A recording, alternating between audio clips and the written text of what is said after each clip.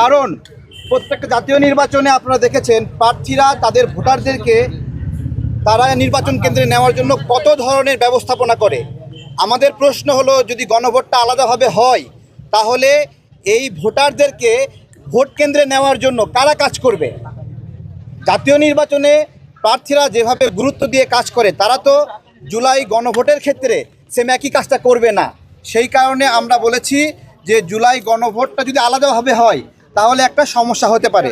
শুধু তাই না, জুলাই গণভোট যদি আলাদা হয় সেখানে আমাদের জুলাই সনদে স্বাক্ষরকারীদের মধ্যেই এক পক্ষ আরেক পক্ষকে পরাজিত করার একটা প্রয়াস আমরা দেখতে পাচ্ছি, যে তারা এর মাধ্যমে তাদের পক্ষে, অর্থাৎ যেটা আমরা জুলাইয়ের পক্ষে হা না আমরা দিকে যাচ্ছি, সেখানে তারা বলছে যে না, পিআরের পক্ষে হা না হোক, এবং তাদের আরও কিছু চাহিদা আছে সেই সব বিষয়ে হা না হোক, এবং এই ভোটটা হোক 4 পৃষ্ঠা 5 পৃষ্ঠা, এবং নাগরিকরা সেটা পরে পরে ভোট দেবে।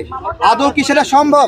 সেই কারণেই আমরা বলেছি যে জাতীয় নির্বাচনটা কোনোভাবে যেন বিলম্বিত না হয়, এজন্য গণভোট এবং জুলাই সনদ একই